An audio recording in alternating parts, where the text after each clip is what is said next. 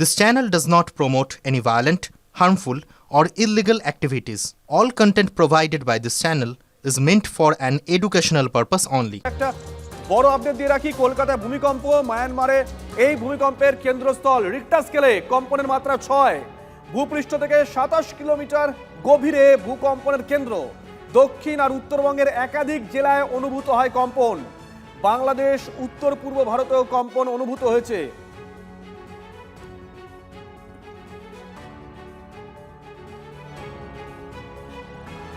রাজনীতির খবর, ফের উত্তপ্ত কেশপুর। বিজেপি কর্মীদের উপর হামলার অভিযোগ তৃণমূলের বিরুদ্ধে। কেশপুর ব্লকের 7 নম্বর অঞ্চলের রামাকাটা এলাকার অভ্যন্তরীণ বৈঠকের ডাক দেয় বিজেপি। বৈঠক শেষের পর বিজেপি কর্মীরা বেরোতেই তাদের উপরে বাঁশ লাঠি নিয়ে হামলা করা হয়, এমনটাই অভিযোগ উঠে আসছে। বেশ কিছু বাইক ভাঙচুর করা হয় বলে অভিযোগ পদ্ম শিবিরের তরফে। গুরুতর চোট পায় বিজেপি কর্মীরা। আহত 8 বিজেপি কর্মীকে ভর্তি করা হয়েছে মেদিনীপুর মেডিকেল কলেজে। হামলার অভিযোগ অস্বীকার তৃণমূলের। হামলার প্রতিবাদে এসপি অফিস ঘেরাও বিজেপি।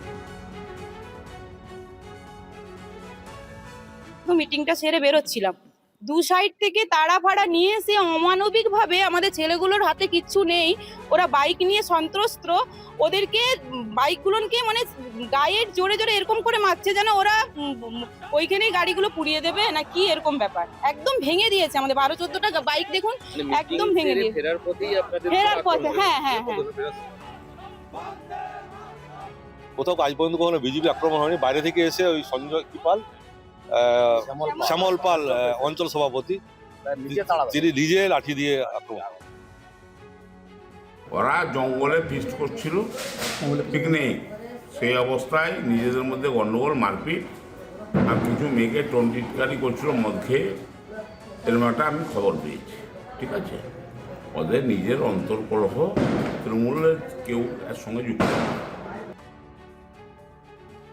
এদিকে শামসেরগঞ্জের রতনপুরে একটি বিড়ি কারখানায় হঠাৎই আগুন। হঠাৎই ফ্যাক্টরির ভিতর থেকে ধোঁয়া বেরোতে দেখেন স্থানীয় বাসিন্দারা। মুহূর্তের মধ্যে আগুন ভয়াবহ আকার ধারণ করে। শ্রমিক আর বাসিন্দারা আগুন দেখতে পেয়ে আতঙ্কিত হয়ে পড়েন। দ্রুত খালি করা হয় কারখানা চত্বর।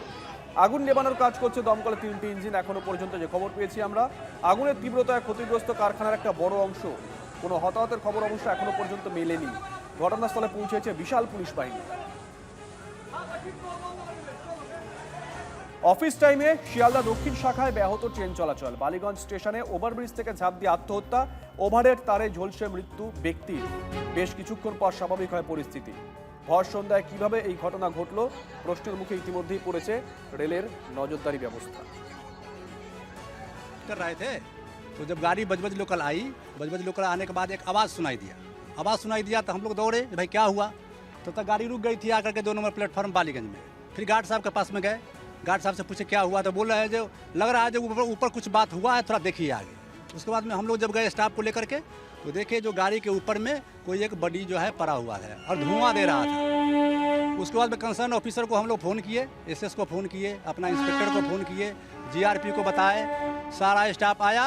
बॉडी को जो है अपना रिकवर किया गया, बॉडी के बाद उसको रिमूव किया गया। আজকের আরো একটা বড় খবর, সুপ্রিম কোর্টে হলফনামা দিয়ে ইডির অভিযোগ খারিজ করেছেন মুখ্যমন্ত্রী। আইপ্যাক অফিস থেকে তদন্ত সংক্রান্ত কোনো নথি নিয়ে আসেননি মমতা, শুধুমাত্র দলের নথি নিয়ে এসেছেন।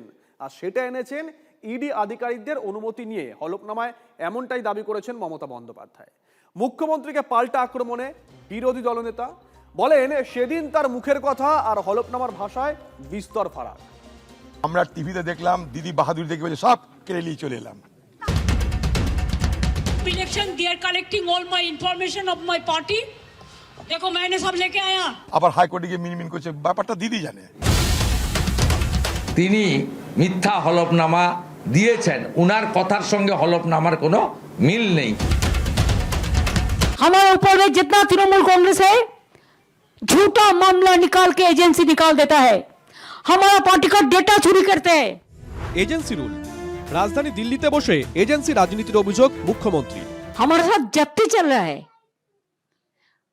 हमारे ऊपर में जितना तृणमूल कांग्रेस है झूठा मामला निकाल के एजेंसी निकाल देता है, हमारा पार्टी का डेटा चोरी करते हैं, हमारा पार्टी को आदमी को जेल में भर देता है। Do you think we are in the ruling party in Bengal? বুধবারই সুপ্রিম কোর্টে ওঠে ইডি তল্লাশিতে বাধার অভিযোগের মামলা। সেখানে হলফনামা দিয়ে ইডির অভিযোগ খারিজ মুখ্যমন্ত্রী। হলফনামায় লিখলেন, তদন্ত সংক্রান্ত কোনো নথি নিয়ে আসিনি, শুধুমাত্র দলের নথি নিয়ে এসেছে। ইডি আধিকারিকদের অনুমতি নিয়ে নথি নিয়ে এসেছি, হলফনামায় দাবি মমতা বন্দ্যোপাধ্যায়। কিন্তু আমরা সেদিন মুখ্যমন্ত্রীকে হাতে ফাইল নেওয়া অবস্থায় যুদ্ধ জয়ের ভঙ্গিতে যে প্রেস কনফারেন্স করতে লাইভে দেখেছি, তাতে উনি কিন্তু অনুমতি নিয়েছেন এ কথা একবারও বলেননি। একবার চালিয়ে দেখবেন। Election they are collecting all my information of my party. देखो मैंने सब लेके आया। এই যাবে নিয়ে এসছি, এই দেখো সব তুলে নিয়ে এসছো ওখান থেকে, কেউ কিছু করতে পারেনি। আমি থাকতে কোনো চিন্তা নাই চোরটাদের। আমি সব কাগজ তুলে নিয়ে এসছি, মোবাইল তুলে নিয়ে এসছি, পেরেছে আমাকে রুখতে। সেদিকে বাহাদুর করে কে বলেছিল? তিনি বলেছিলেন আপনাদেরই সামনে। এবার তাঁর দলের পরামর্শ দ্বারা তারা দেখেছে এগুলো তো বললে বিপদ হবে হাইকোর্টে, তা এপিটা বদলি দাও। যুদ্ধ জয়ের মতো বলেছেন, আমি কাড়িয়ে নিয়ে এলাম, আমি নিয়ে যেতে দিইনি। এই ভাষাগুলো কিন্তু অনুমতি বা অনুমোদন বা মিউচুয়ালি হ্যান্ডেড ওভার এটা হয় না। মুখ্যমন্ত্রীকে আক্রমণে বিরোধী দলনেতা, পাল্টা জবাব কুণাল ঘোষের। কিন্তু মানে ইডিরও পিআরও নন, তো সুতরাং ওনার যা যা মনের অতৃপ্তি বা প্রশ্ন, সেগুলো উনি ওনাদের দলের শাখা সংগঠন ইডি, উনি ওখানে যান, দিল্লিতে যান, এখানে প্রেসের সামনে এইভাবে মানে আর্তনাদ করে কি লাভ আছে? মুখ্যমন্ত্রী যা বলেছেন হলফনামায় ভয়ে চাপে বাঁচার জন্য আতঙ্কিত, দিশাগ্রস্ত, জেলে যাওয়ার আতঙ্কে থাকা এই মুখ্যমন্ত্রী, তিনি মিথ্যা হলফনামা দিয়েছেন। উনার কথার সঙ্গে হলফনামার কোনো মিল নেই। শীর্ষ আদালতে হলফনামা জমা দিয়েছেন মুখ্যমন্ত্রী। মুখ্যমন্ত্রী ও রাজ্যের দায়ের করা হলফনামার জবাব দিতে সময় চায় ইডি। এরপরই 10ই ফেব্রুয়ারি শুনানির দিন ধার্য করে supreme court. Bureau report, TV9 Bangla. কুণ্ডলিতে হার নেই, এসেছেন যখন বিজেপির সরকার বানিয়েই যাবে। 26-এর ভোটে ভোট বিজয়ে কনফিডেন্ট ত্রিপুরার বিপ্লব। পশ্চিম রাজ্যের প্রাক্তন মুখ্যমন্ত্রীকে বাংলার সহকারী পর্যবেক্ষকের দায়িত্ব দিয়েছে কেন্দ্রীয় বিজেপি। বুধবার তিনি বিধানসভায় পরিষদীয় দলের সঙ্গে বৈঠক করলেন। বৈঠকের পরে বিরোধী দলনেতা বলেন, বিপ্লব দেব যেখানেই যান সেখানেই সোনা ফলে, এখানেও ফলে।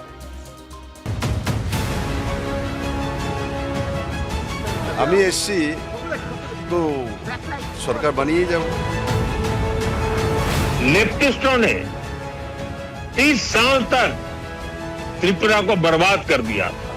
हमने त्रिपुरा की जनता के सपनों के अनुरूप त्रिपुरा को आगे बढ़ाने का प्रयास किया। আমার কুণ্ডলিতে হার নেই। বিপ্লব দেবকে বিজেপি সরিয়ে দিয়েছে ত্রিপুরা থেকে। ত্রিপুরাতে বিজেপিকে শূন্য থেকে ক্ষমতায় এনেছেন, এখানেও উনি হাত দিয়েছেন। বিপ্লব দেব যেখানেই যায় সেখানেই সোনা ফলে। 26-এর কুরুক্ষেত্রে বাংলায় ত্রিপুরা মডেল, আর সেই পথে এগোতেই বিজেপির কেন্দ্রীয় নেতৃত্ব দায়িত্ব দিয়েছেন বিপ্লব দেবকে। রাজ্যের নির্বাচনের সহকারী পর্যবেক্ষক ত্রিপুরার প্রাক্তন মুখ্যমন্ত্রী বুধবার বিধানসভায় বিজেপির পরিষদীয় দলের বৈঠকে যোগ দিলেন। সেখানেই বিপ্লব দেব বোঝালেন, বঙ্গ বিজয়ে তিনি কনফিডেন্ট। আমি এসছি তো সরকার বানিয়ে যাব 100%। এবং ত্রিপুরাতে আপনি সেই ঘটনা ঘটিয়ে দেখিয়েছিলেন যে আপনার পক্ষে সম্ভব, আমাদের সরিয়েছিলেন। আমার কুণ্ডলিতে হার নেই। না, কুণ্ডলিতে হার নেই, বঙ্গ বিজয়ে আত্মবিশ্বাসী বিপ্লব দেব। পড়শি রাজ্য ত্রিপুরায় দীর্ঘদিনের বাম সরকারকে সরিয়ে ক্ষমতা এসেছে বিজেপি, বিপ্লব দেবকে মুখ করে। 2016 সাল ত্রিপুরায় বিজেপি রাজ্য সভাপতি হন বিপ্লব দেব। 2018 ত্রিপুরায় ক্ষমতা এলো বিজেপি। 25 বছরে বাম শাসনের অবসান। 2024 হরিয়ানা বিধানসভা ভোটেও কো ইনচার্জ বিপ্লব দেব। নানা বিধানসভা নির্বাচনের দায়িত্ব দিয়ে সফলতার মুখ দল পেয়েছে অন্যতম কারিগর। বিশেষ করে লোকসভার পরে হরিয়ানার নির্বাচনে তার যে ভূমিকা, হাতে ধর্মেন্দ্র প্রধানজি, সেটা সবাই আমরা কৃতজ্ঞতা চিত্তে স্মরণ করি। ত্রিপুরায় কিভাবে দীর্ঘ বাম শাসনের অবসান তারা ঘটিয়েছিলেন এবং সেখানেও সন্ত্রাস ছিল, যে সন্ত্রাসের মোকাবিলা করেই এই রাজ্যেও তাদেরকে ক্ষমতায় আসতে হবে অন্তত, তেমনটাই তিনি বারংবার এদিনের বৈঠকে স্পষ্ট করে দিয়েছেন। বিধায়কদের নির্বাচনমুখী করার বিশেষ কিছু কাজ দিয়ে গেছিলেন মাননীয় অমিত শাহজি। মাননীয় বিএল সন্তোষ সেগুলো উনি বুঝিয়ে দিয়েছেন। एक बार देखना भारतीय जनता पार्टी का वोट शेयर 50% से ज्यादा होने वाला है। উনি যেভাবে ত্রিপুরাতে বিজেপিকে শূন্য থেকে ক্ষমতায় এনেছেন, এখানেও উনি হাত দিয়েছেন। বিপ্লব দেব যেখানেই যায় সেখানেই সোনা ফলে, এখানেও। তাহলে বাংলার ভোটে অন্যতম সেনাপতি বিপ্লব দেব, তার দেখানো পথেই বাংলার সোনা ফলবে। বিপ্লব দেব এমন একজন মুখ্যমন্ত্রী ত্রিপুরার, পুরো মেয়াদ ওকেও দল রাখেনি, ওকে মাঝপথে সরিয়ে ডক্টর মানিক সাহাকে মুখ্যমন্ত্রী করেছে। তো বিপ্লব দেব যদি বলেন আমি যেখানে হাত দেব সেখানে সোনা ফলবে, তাহলে আগে হাতটা নিজের গায়ে রাখুন। বিপ্লব দেবকে খোঁচা তৃণমূল মুখপাত্রের, আর বিপ্লব দেবের মুখে বাংলায় ত্রিপুরা মডেল। আমি এসছি তো সরকার বানিয়ে যাব, আমার কুণ্ডলিতে হার নেই। অনেকে বলছেন যে ত্রিপুরার কথা শুনিয়ে আদতে বাংলায় বিধায়কদের মনোবলই বাড়ালেন ত্রিপুরার প্রাক্তন মুখ্যমন্ত্রী বিপ্লব দেব। ক্যামেরায় অর্ঘ্য চ্যাটার্জির সঙ্গে প্রদীপ্ত কান্তি ঘোষ, TV9 বাংলা, কলকাতা। এদিকে শুল্ক যুদ্ধের পর আমেরিকার সঙ্গে বাণিজ্য চুক্তিতে সাফল্য। বিজেপি সংসদীয় দলের বৈঠকে প্রধানমন্ত্রীকে শুভেচ্ছা বিজেপির সাংসদদের। বৈঠকে প্রধানমন্ত্রী বলেন, এটা আমাদের কূটনীতির জন্য বড় জয়। মার্কিন বাণিজ্য চুক্তি একটি ভালো পরিবেশ তৈরি করেছে। মানুষ সমালোচনা করছিল, কিন্তু আমরা ধৈর্য ধরেছি, যার ফলাফল এসেছে। বাণিজ্য চুক্তি দেখালো যে ধৈর্য সর্বদাই ফল দেয়। আর এ নিয়ে বিশেষজ্ঞরা কি বলছেন শুনুন। আমেরিকার এই চড়া শুল্কের হুঁশিয়ারিতে আমাদের ডিমান্ড সাপ্লাই পুরোটাই আমাদের একটুখানি টালমাটাল জায়গাতে ছিল। আমরা যদি দেখি এই 18% শুল্ক এই দিয়ে যদি আমাদের আবার আমেরিকার সঙ্গে বৈদেশিক বাণিজ্য শুরু হয়, তাহলে ভারতবর্ষের শেয়ার মার্কেট শুধু নয়, ভারতবর্ষের অর্থনীতি, ভারতবর্ষের অর্থনীতির সঙ্গে যুক্ত প্রত্যেকটা মানুষ, তারা কিন্তু তাদের উন্নয়ন হবে। আরও একটা গুরুত্বপূর্ণ খবর, গত এক বছরে পূর্ব রেলে 150টি পাথর ছোড়ার ঘটনা ঘটেছে বলে দাবি করা হয়েছে পূর্ব রেলের তরফে। পাথর ছোড়ার 80% ঘটনাই নাকি মালদা থেকে ঘটেছে। রেলের অভিযোগ, মালদা প্রশাসন এবং রাজ্য প্রশাসনকে বারবার জানিয়েও কোনো লাভ হয়নি। পাথর ছোড়ার ঘটনা আটকাতে এলাকা চিহ্নিত করে কাউন্সেলিং এর ব্যবস্থা করা হয়েছে বলে দাবি রেলের তরফ থেকে। বন্দে ভারত হোক বা রাজধানী এক্সপ্রেস, বছরের পর বছর ধরে চলন্ত ট্রেন লক্ষ্য করে পাথর ছোড়ার ঘটনা ঘটেই চলেছে। গত 1-1.5 বছরে ট্রেনকে লক্ষ্য করে পাথর ছোড়ার ঘটনা বেড়েছে বহুগুণ। পূর্ব রেলের দাবি, তাদের এলাকায় গত 1 বছরে 150টি পাথর ছোড়ার ঘটনা ঘটেছে, যার মধ্যে 80% ঘটনা ঘটেছে মালদায়। পূর্ব রেলের অধীনে সবথেকে উদ্বেগজনক আর ভয়াবহ জেলা হিসেবে মালদাকেই চিহ্নিত করা হয়েছে।